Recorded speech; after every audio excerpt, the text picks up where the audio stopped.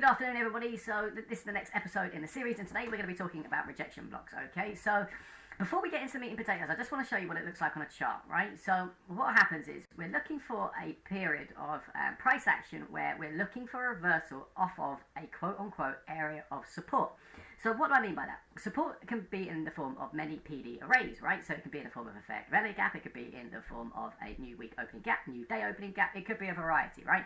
But you're looking for an area where you are anticipating a price to reverse from, okay? So when we get that, we get these candles build up, and I personally use the 15-minute chart, and we'll go through that in more detail as to why in a minute, but you can see that below all of these candles, we're getting a pool of liquidity, right? So people who have gone long here have all of their stops below this, right? So price will come down, fill up those sell stops with buy orders, so it'll be a market match in order to move the price higher, okay? Price then rejects, and you get left with this candle after sweeping the liquidity, and then you're waiting for the next candle to come back into the wick before moving higher, okay? So that's how it looks visually, and we'll come back to this in a minute, but let's just go through this briefly just so we can get a better understanding, right? So we get this period of consolidation that you've just seen, right? So all of the bottom of the wicks are building up here, right? And then below that we have all of the liquidity, right? So all of the sell stops are sitting below here.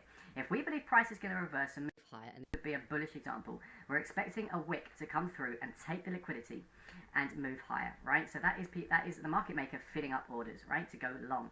And what will happen is then price will then return into consequential encroachment, or the median point of that wick that is left behind, before moving higher. So this is where we'd be looking to frame our entries, right, off the median point of the rejection candle's wick.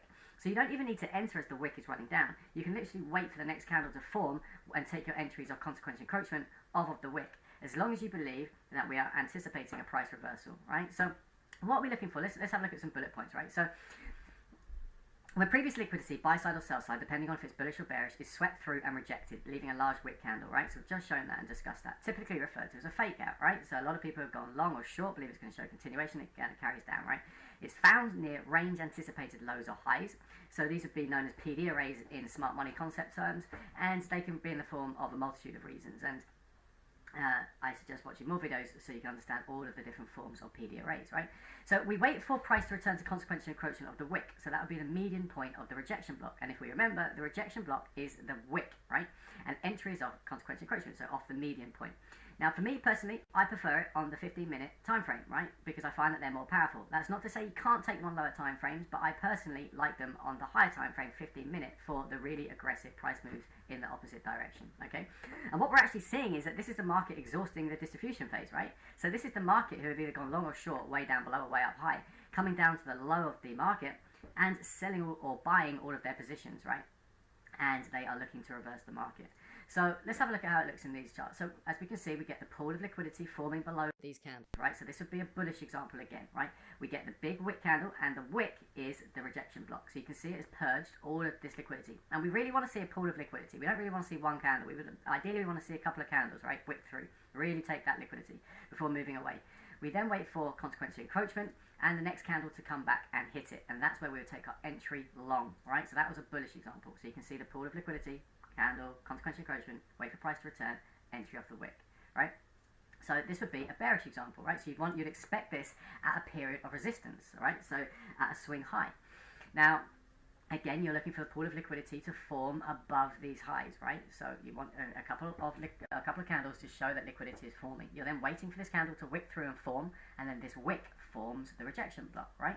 You're waiting for the next candle to come back, hit consequential encroachment before moving away, right?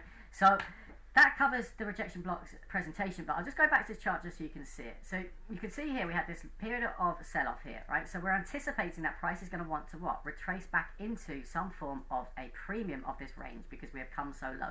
And if we were looking at a wider time frame, you could see that this is actually a discount of a wider range. Now, if you want to learn about forming directional bias, I have done another video on directional bias, and I will post a card on the top right, and I'll also put it at the end of the video so you can watch that afterwards to get an understanding of where price is likely to move next. But for this instance, we had a new week opening gap, right? So price was running to a new week opening gap, and it was bouncing off it, and we were looking therefore for price to show signs of reversal. So what did we get? We had this candle show a low, which formed liquidity. This candle here formed a low, which created more liquidity, and then this candle rejected through. We then are looking for this price to come down as consequential encroachment. That is where we take our entry, right? This is where we take our entry. And then if you're then tying that in with algorithmic timing in terms of when to take your orders, you can then frame when is the best time to take that. But again, to learn more about that sort of context of algorithms, I would suggest watching my daily recaps. And I do daily recaps after every day using ICT concepts, and it helps you build your intuition, right? So I'd highly suggest you watch those. But that is literally everything you need to know about rejection blocks. You can see that price aggressively moved away, right? So, yeah, that's going to be it for today. If you would like to join my Discord, the links are in my social. It's still currently open, and it's still free to enter. So if you do join, yeah, it'd be great, and love to see you on the other side. And until next time, take care and trade safe. Cheers, bye.